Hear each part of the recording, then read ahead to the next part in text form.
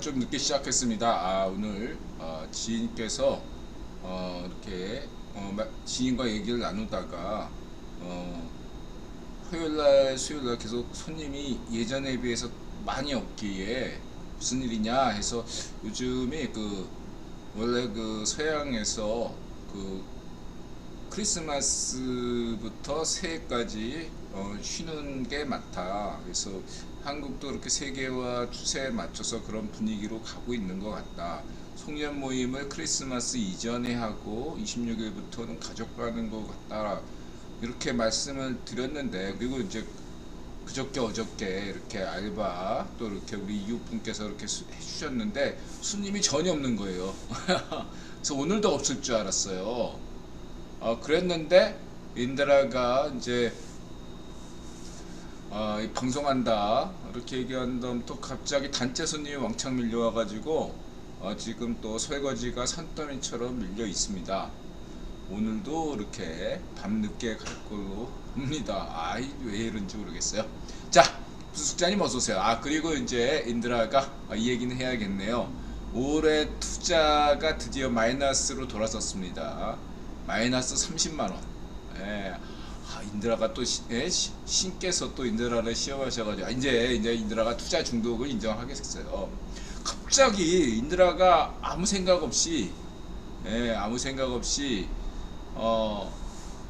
배당주를 노려가지고 투자했는데 나름대로 딱 계산을 하고 이제 그래도 마지막 날 오늘 마지막 날이잖아요. 그래서 이 마지막 날은 좀 올려주겠다. 딱 그런 계산을 딱 하고 했는데 하필이면 인드라가 찍었던 배당주가 유난하게 폭락을 시키더라고요. 나 정말 그래서 또 교훈을 얻었구나 이렇게 생각했습니다. 올해 처절하게 인드라가 공부가 부족했구나 생각하고요. 결국 올해 투자는 마이너스 30만원으로 정리하겠습니다. 뭐 수수료 같은 거 다 빼고요. 다 정리했어요. 그래서 다크서클님 어서오세요. 하여간 그렇고요. 그럼 어떻게 불화경작판데 왜 자꾸 이렇게 손해만 보는 걸 왜 하냐. 이상하게 그거 하고 싶더라고요. 이게 뭔가 자기가 부족한 면을 어떻게든지 만회해 보겠다 이런 생각으로 하는데 잘 안 되네요. 스코님 어서오세요. 어쨌든 손절했습니다. 저는 손절해서 그냥 오늘 그냥 아침에 손절하지 않았으면 마이너스 60만원으로 늘어날 뻔했어요. 마이너스 30만원에 그친 게 다행이지. 마이너스 60만원. 어쨌든 배당은 받습니다. 배당 받는 거 빼고 거기도 세금이 15.4%이기 때문에 그걸 빼고 하면 30만원 마이너스. 자, 방송 시작하겠습니다. 678회 역설타임즈쇼 2022년 12월 29일 인원리 성렬형 인태전략 최종보고서 통일 임박했나. VOA 김성환 박진 세훈형 원희룡 철수형 학생의 소리 어전 아침한개 젊은시가 국토전략 지식보관서 부원화 세바 이런 제목입니다. CFR 성렬형 김성환 박진 인태전략 VOA 아침한개 세훈형 철수형 원희룡 젊은시각 김수경 뉴욕주민 부원화 세바 지식보관서 국토전략 김길선 놀스나라 어전 모터기어 코이슈 코이슈 우리는 준비해야 된다. 그 다음에 라니냐 주기 시그널 2034년 핵심이 될 것. 그래서 이 친구가 코이슈가 보니까 딱 구라 경제학파예요. 방송마다 하는 얘기가 뭐냐면 자기가 이 방송을 안 하게 되고 선물 코인 선물이나 주식 이런데 하면 돈을 다 잘 벌 거다 뭐 이런 얘기를 계속해요. 왜 그러면 방송 접고 왜 안 해? 30 초반 친구인데 주식 코인 투자로 손실을 봤기 때문에 겁나서 못 하는 거지. 구라 경제학파야. 그래서 인드라 마음에 들어. 이 코이슈가 구라 경제학파예요. 방송 하지 말고 투자해 그 시간에. 그렇게 이 방송 끊고 투자하면 돈을 버는데 방송한다 자꾸 얘기하는데 그 방송 끊고 투자하면 될 걸 왜 안 해?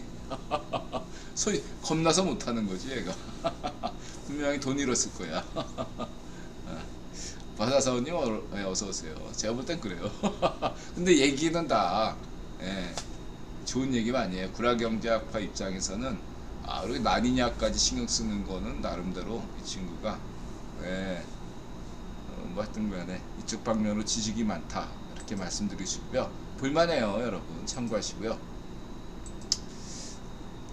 그래서 뭐 내년에 농업 불황 그리고 식량 가격 상승 그 인플레가 계속 유지될 것이다. 이런 얘기는 괜찮은 얘기죠. 그 다음에 이제 비트코인 뭐 단기 상승 신호와 앞으로 방향 예측 한 것이 옵니다. 뭐 이렇게 맨날 하는 얘기죠. 뭐 비트코인 하는 얘기 하는 사람들 얘기 맨날 이런 얘기. 방송은 어디까지나 인간 지표들이기 때문에 거꾸로 보시면 되고.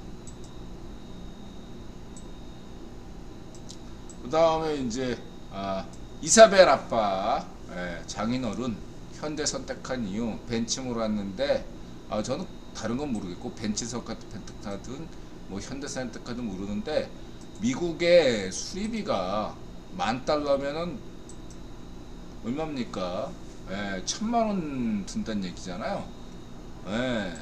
이게 의료보험하고 똑같아요. 의료보험 그러니까 미국에서 하루 입원하면 1,000,000원. 이 자동차 수리비도 굉장히 비싸다고 합니다. 생각보다 여러분들 상상을 초월한다고. 그래서 레이진 그분도 이렇게 그런 얘기를 했잖아요. 자동차 수리비 이런 서비스업 쪽으로 미국의 그 물가가 상상을 초월한다. 그런 거 보면 한국에서 이렇게 생활하는 게 좋구나. 근데 이것도 한철입니다 여러분. 그거 아셔야 돼요. 한국의 이런 서비스업 대부분은요 지금 인드라 나이까지 50대 60대 70대 이분들이 아직까지 이런 서비스업에서 만능이에요. 만능. 동네마다 하나씩 있는 만능 수리점 있잖아요. 이분들의 헌신 없이는 이분들은 뭐 고치는데 5만원 이하 받고 이렇게 다 하잖아 어지간한 건. 근데 앞으로는 이분들 다 돌아가시면요 이제 뭐 싱크대 수리 2-30만원 우습게 나옵니다. 별거 아닌데 앞으로는 2-30만원이 뭐예요? 물가 이렇게 고려하면 이제 앞으로는 뭐 싱크대 수리 뭐 이렇게 하는 거 수십만원 나갑니다. 전 그렇게 생각해요. 앞으로는 유지보수 쪽으로 굉장히 미국처럼 되지는 않지만 상당히 올라갈 걸로 저는 예상해요. 그래서 남자분들이나 여자분들 어지간한 거 유지보수 같은 거는 배우셔야 돼요. 안 배우면 큰일 납니다. 지금이야 그런 거 안 배워도 50, 60대 70대 이런 분들이 막 그냥 동네 할아버지들이 다 고쳐주니까 그냥 신경 안 쓰는데 앞으로 이분들 돌아가시면요 그런 거 없습니다. 자동차 수리도 앞으로 당장은 아니지만 10년 정도 지나면 무지막지하게 자동차 수리비도 크게 상승할 걸로 봅니다. 하랑님, 한국도 미국처럼 자동차 개조가 자유로웠으면 좋겠네요. 제 꿈이 59년산 캐딜락 엘도라도 전기 엔진 타는 거라서요. 하랑님, 이거는 좀 제 생각은 달라요. 저 자동차 개조가 저게 여러분 생각해 보시면은 그러니까 이렇게 생각해요. 제조사 입장이기 때문에 현대 기아 입장이라고 생각하시죠. 역설적으로 저게 선택을 제한했기 때문에 오히려 여러 가지 수리비나 이런 것들이 낮을 수가 있는 거예요. 표준화가 됐기 때문에. 근데 한국도 미국처럼 되면 어떤 거냐면은 자동차 개조하는데 차마다 다 튜닝을 엄청나게 했잖아요. 그거 차마다 다 다르기 때문에 그런 것들을 하는 전문가가 필요해요. 그럼 그분들의 임금이 얼마나 비싸겠습니까? 예를 하나 들게요. 일본 사람들이 한국에 오면 반드시 가는 데가 어딘 줄 아십니까? 네, 남대문 안경점이에요. 왜냐?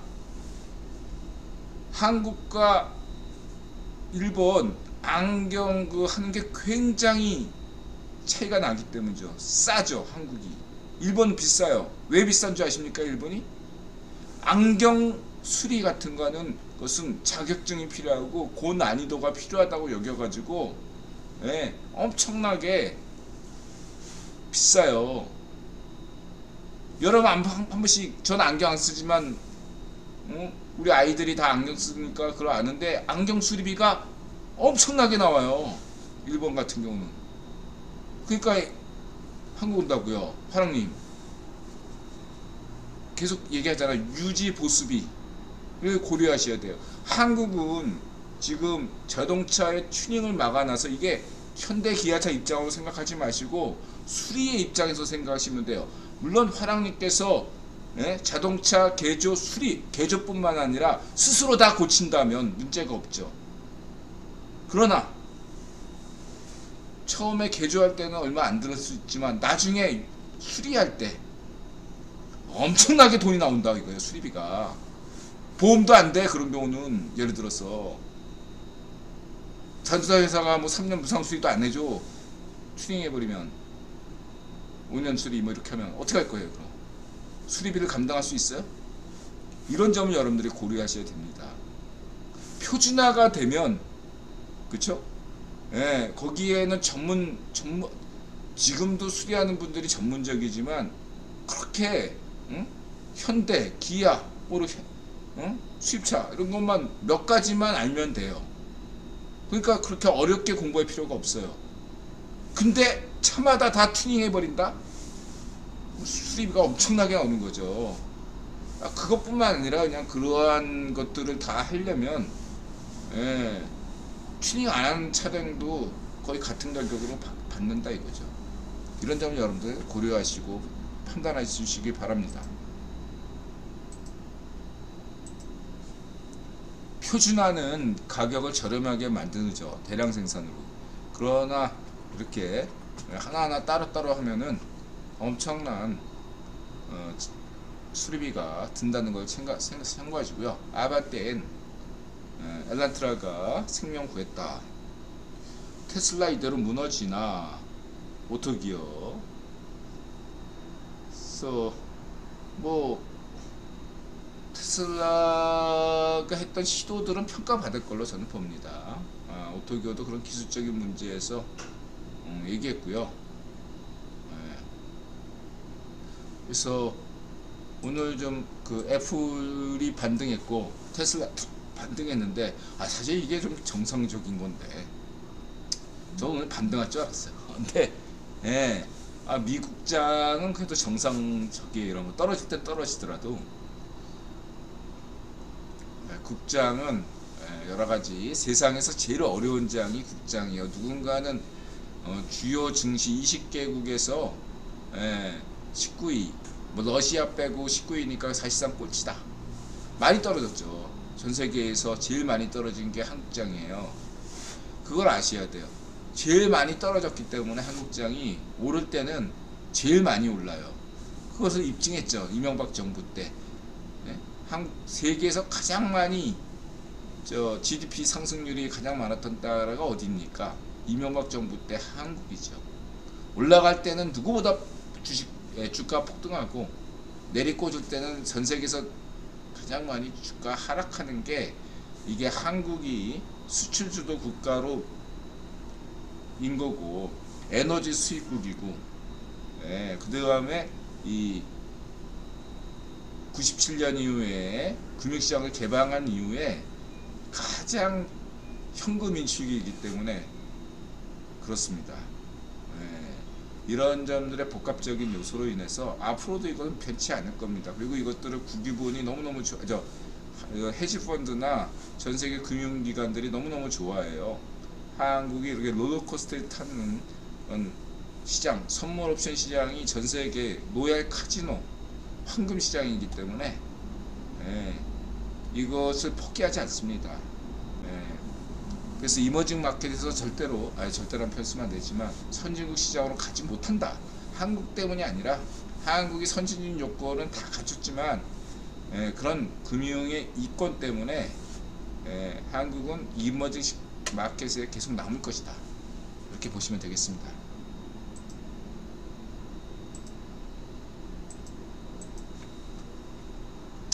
그 다음에 이제 CFR에서 암호화폐 얘기를 했죠. 이렇게 암호화폐 얘기를 했습니다. 참고하시고요. 밑에 돌려가지고 번역한 거 참고하시고요. 그 다음에 이제 뉴욕 주민이 월가 애널리스트가 미래를 예측하는 법 알 수가 없다. 이렇게 했는데 역시 뉴욕 주민도 후행성이고 이 친구도 이제 구라 경제학파예요. 그래서 인들아 좋아하는 거죠. 뉴욕 주민도 구라 경제학파예요. 실전 투자자는 뉴욕 주민처럼 하면 망하죠. 제 생각은 확실하게 뉴욕 주민. 그 다음에 이제 조재길 내년 주가 상승 확실 알 수 없죠. 어쨌든 테슬라 $1000 위험 딱 조재길 이런 얘기 뜨니까 다음에 테슬라가 5% 반등을 했죠. 역시 조재길도 구라경제학파 인간지표. 그 다음에 이제 김현석 서희 JP 요거는 이제 김현석은 나름대로 이제 현실적인 얘기를 많이 하는 편이에요. 그래서 JP 모건이 콜옵션 이렇게 딱 적당한 수치 지금 휴가 중이거든요. 그래서 휴가 중에서 일정한 지수에 묶어놨다. 떨어지면 올리고 올리면 내린다. 그래서 오늘 반등이 사실상 예상이 됐던 거라고 보시면 되고요.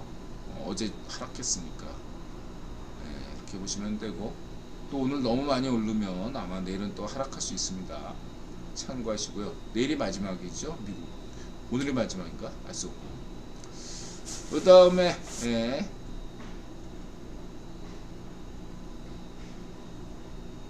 국토전략 통일호 광역시로 승격할 도시 통일 임박했나. 오늘 제목과 관련된 여기 또 없는 걸 뻥튀기 하는 게 아니라 있는 걸 또 떡밥을 또 잘 물어요. 국토전략이 없는 걸 얘기하는 게 아니라 있는 거를 100배 뻥튀기해서 얘기하는 재주가 있죠. 하여튼 간에 위험천만한 약간의 국뽕임을 감수하면서 떡밥을 날리는 면에서 인드라가 인정하기 때문에 국토전략. 그래서 이런 것들은 나름대로 재밌죠. 남포 광역시라든가 무슨 청진 광역시, 뭐 새만금 광역시, 평택 광역시 다 근거가 있어 보입니다. 자, 이렇게 말씀드리시고요. 그러면 그 다음에 이제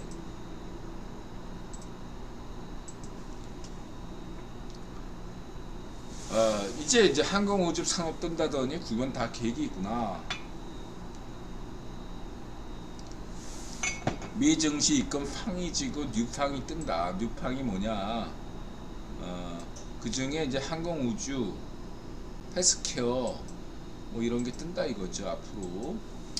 그러니까 이렇게 한번 버블이 지나가면 그 동안에 어떠한 주도했던 어떤 업체가 기업이 딱 뭐 10위권 밖으로 밀려나고 새로운 어떠한 기업이 10위권 이내로 진입한다. 글로벌 기업들이. 그래서 그 인드라 언젠가 소개했던 그 자료 있죠. 매출 순위나 시가총액 순위. 시가총액 순위. 매출 순위는 또 그래도 유지하니까 눈 내리네 지금. 시가총액 순위가 10년마다 보면요 확 바뀌어요. 예를 들면 90년대 때는 일본의 기업들이 시가총액에서 굉장히 상위 순위에 위치했었거든요. 2000년대 되면 싹 다 사라져. 일본 기업들이. 도요타만 남나 그렇고, 그 2000년에 떴던 그 IT 기업들 싹 사라진 전망이고, 2010년대에서 최근까지 떴던 10위권 그 중국 기업들, 아마 2030년 지표를 보면 다 사라질 겁니다. 10위권 이내에 중국 시가총액 상위권 기업들, 뭐 은행, 대표적인 게 은행, 뭐 건설업체 뭐 이런 거 있잖아요. 싹 다 10위권 밖으로 밀려날 것이라고 저는 전망하고 있습니다. 마찬가지로 지금 뭐 이러한 테슬라를 비롯한 이런 어떤 팡 기업들도 10위권 바깥으로 밀려날 것이다. 아마도 이런 새로운 10위권 이내에 진입하는 어떤 기업들은 2024년부터 두각을 나타낼 것이다. 이렇게 전망하고요.